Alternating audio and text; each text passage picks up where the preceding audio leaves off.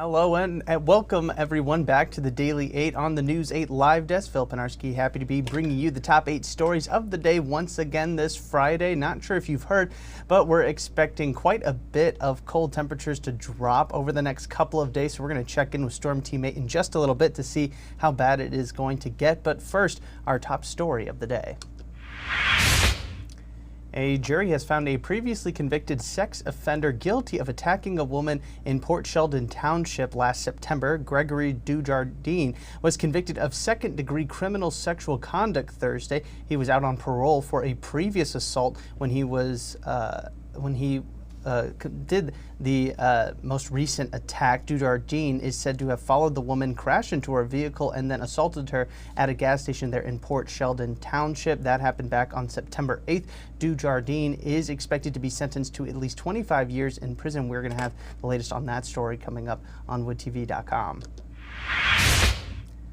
The suspect accused in the fiery death of a woman found in a locked storage unit plans to fight the charges against her. That's according to her attorney. Morgan Wingeyer was charged with manslaughter and unlawful imprisonment for the November 7th death of Corinne Abu Sumra at Broadmoor Self-Storage in Kentwood. Authorities claim that Wingeyer padlocked the victim inside the unit and then left her there for about 10 hours before the fire broke out. How the fire started has yet to be determined at this time.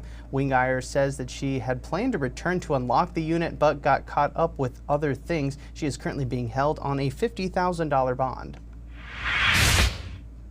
Calhoun County Sheriff's Office is looking into 5 separate fires that took place in the village of Homer that they're calling suspicious. Fires took place over the past few months, roughly in the same area. Each one was small and quickly contained. That is according to the Sheriff's Office. Deputies are now working with local fire departments to investigate and are encouraging residents to report any suspicious activity that they see. If you do see something, you are asked to contact the Sheriff's Office immediately.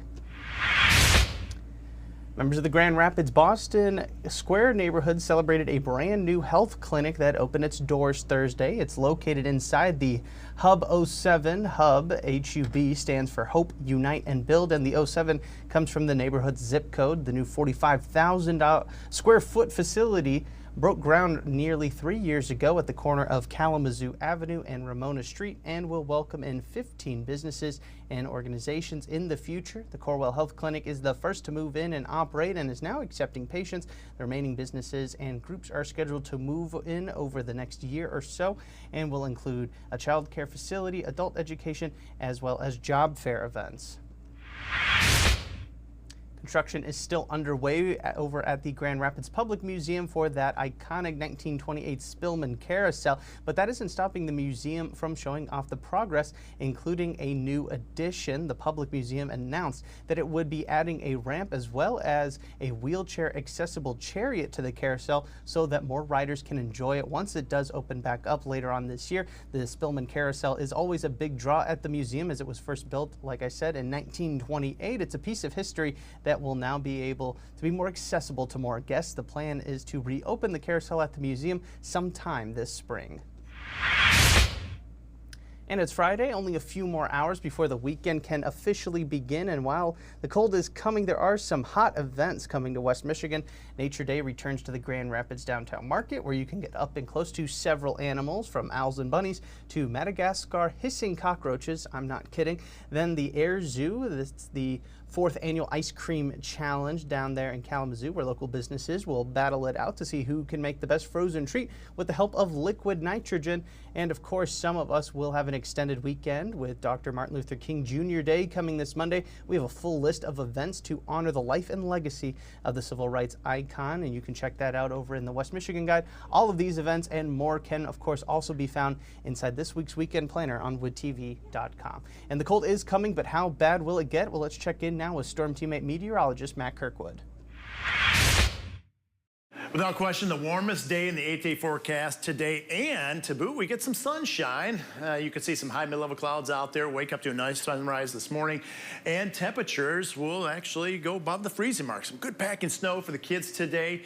We're looking at some wind gusts, though, at that south wind, sometimes gusting over 30 miles an hour. Could even brush up against 40 miles an hour.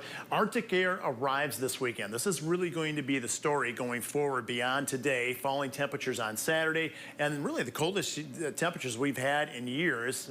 When you factor in, we haven't gone 4 consecutive days since 2019 with temperatures below 20 degrees. That's what we have in the cards for us Sunday right on through Wednesday. The heart of the cold air is going to be Monday and Tuesday with wind chill temperatures likely around 10 to as much as 25 below zero. Actual lows for 3 consecutive mornings could be below zero. We'll gradually crawl out of that Arctic air later in the 8-day forecast. All right, thanks, Matt. We can't end this week of shows without, of course, mentioning the big game taking place tomorrow. Your Detroit Lions are taking on the Washington Commanders for a chance at the NFC Championship game and ultimately a chance at the Super Bowl. Fans of all kinds are showing off their Lions pride, including one ice sculptor from West Michigan who spent the time creating some incredible pieces that are on their way to Rochester Hills for the game. Randy Finch, owner of Ice Guru Events, was tasked with designing the pieces, and they look absolutely incredible. We got a closer look at them, including the Dan Campbell sculpture and a Lions display, and you can check them out right now for yourself. We have the full details inside our story on woodtv.com. All right, that is going to do it for us today on the Daily 8, but of course we will be back again on Monday with 8 more stories, especially as those cold temperatures kick in. We're going to have full extensive coverage here on the live desk. We hope to see you then. I do want to thank everybody so much for tuning into this latest edition of the News 8 Live Desk. I'm Phil Pinarski, and we hope you have a great rest of your day and an even better weekend.